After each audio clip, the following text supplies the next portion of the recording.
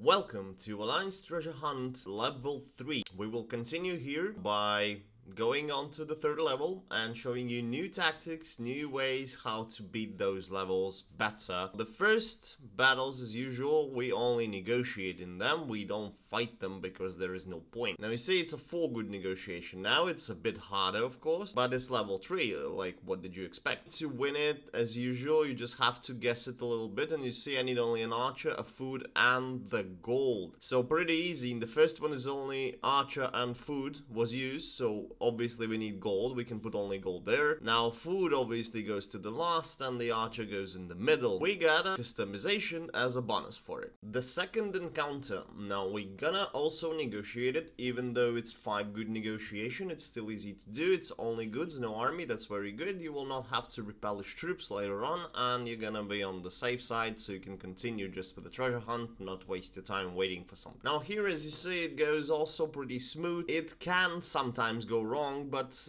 don't worry about if you lose one compass. It's completely okay. Over the course of the Alliance treasure hunt, you get so many of them. You don't have to worry about them as much. You will still accumulate them. If you have Colossus or any customizations like Krausen, you will still get even tons of them. So don't worry about compasses and just try out negotiations until you eventually win. So here we just need to guess, and I picked the food, and the food went in. Congratulations, we completed the second encounter, and now it can go wrong. It's completely based on luck, but still I highly suggest you use negotiations for the first 3 encounters here.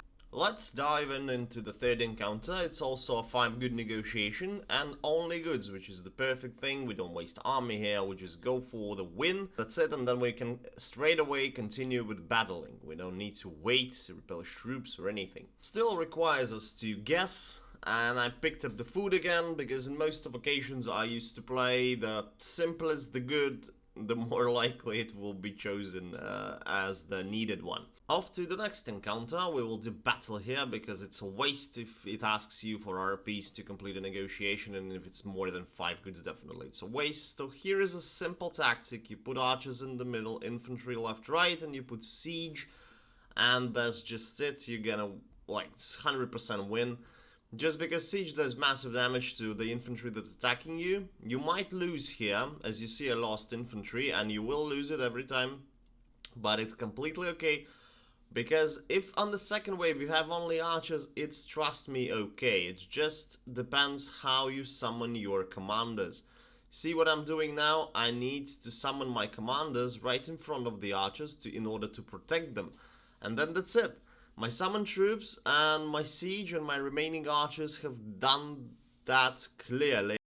The fifth encounter here on the level 3 is, of course, Largo boss fight.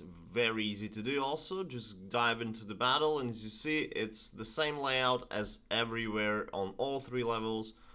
2 times archers, 2 times infantry, and 2 times horses in the middle.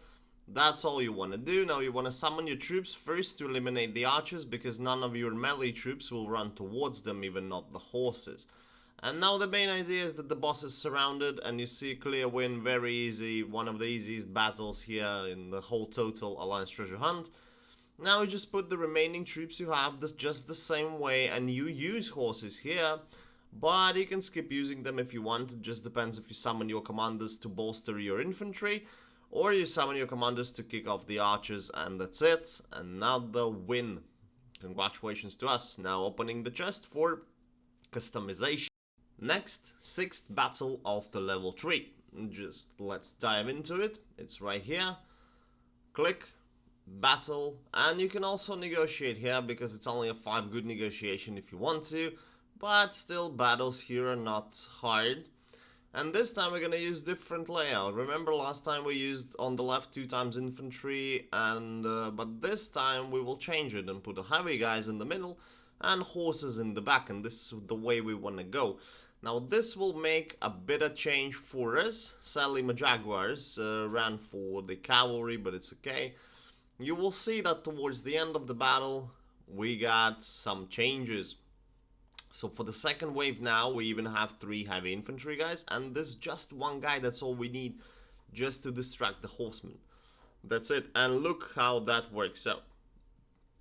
So we can even put it like this, yeah, but you can even leave that guy there because the horses will be just distracted and it's an easy win.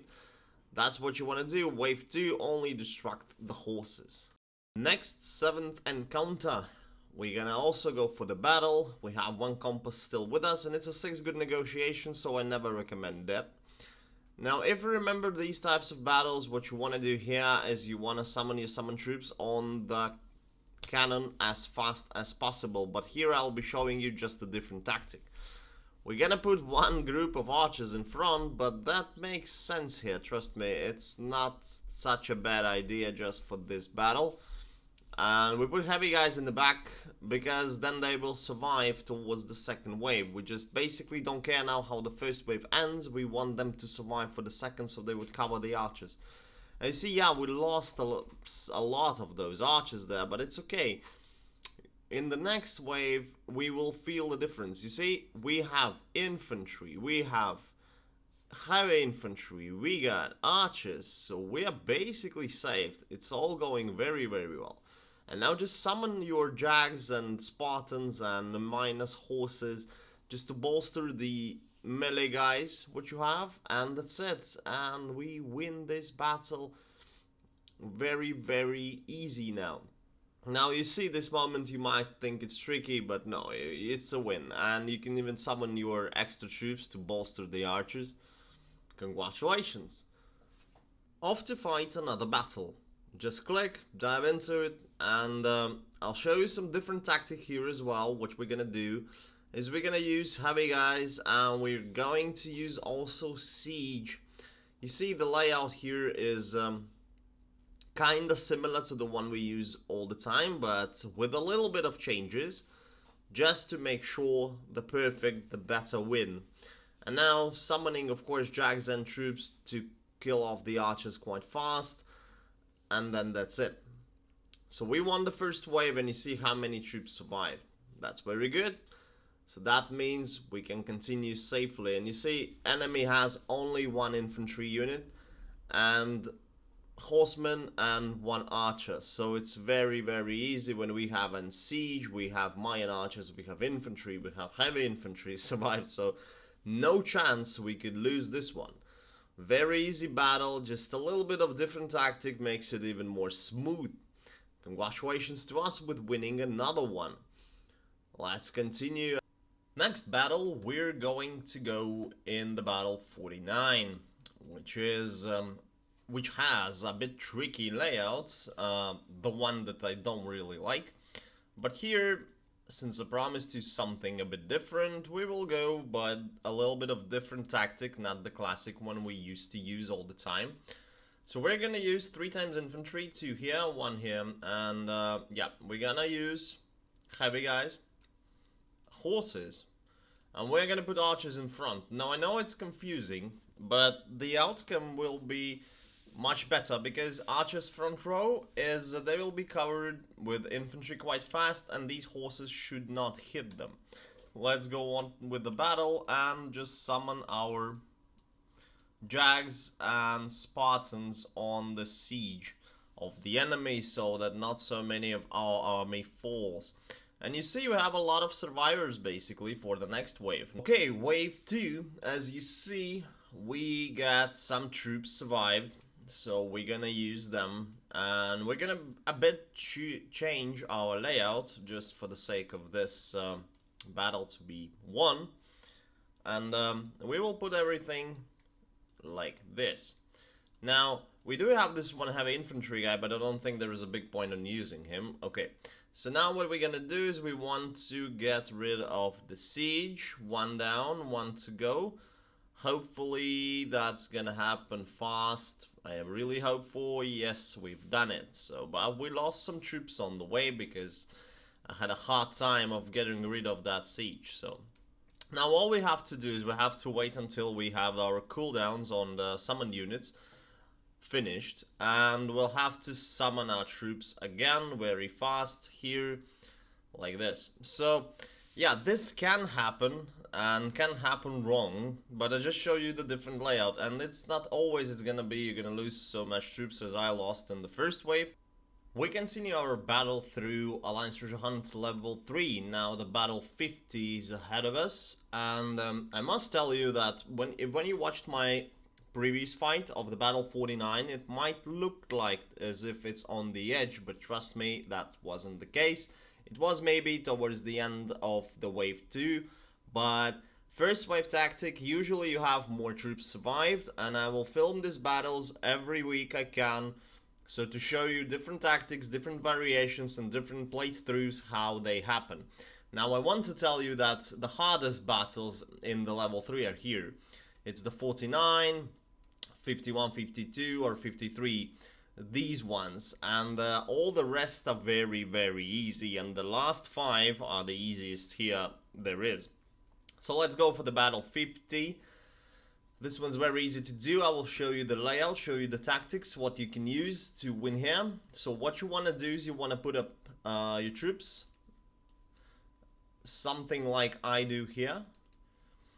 Usually you can just copy. And now here is optional. We can put Mayan archers if you have them. If you don't, you can just ignore this. But I will put them just because I have them. So that's the main point, and let's begin the battle. Now what you want to do here is you want to summon your Jags on the side. They should have attacked the archers, but they did not. Okay.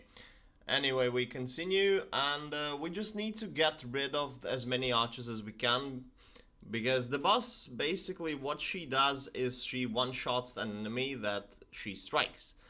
So what we want to do is we want to get rid of the archers as fast as possible, so we have less extra damage on our troops, and we want to make her surrounded. Always summon your troops on the back of the boss, then the boss will be distracted, and most of the time the boss will attack what's behind him, not in front of him. Especially useful when you fight off the gunner, because he shoots the cannon. Now, here we can use all just the same, but now we have less infantry. So we can go like this and put up our archers here and here. And you can also use Mayan archers if you want, if you have them. If you don't have them, it's completely okay. Now let's go and fight. Now what you want to do as usual is to just attack the archers better from both sides, so that you have less casualties here. And you see, I distracted the infantry a bit with my horsemen. Now these guys can't do anything for me. And what's good about the wall is that these guys stand behind the wall most of the time. You see, one is left there, and there's 2 suicide squad guys left forward just to try and destroy my troops. And here we are, just finishing him off.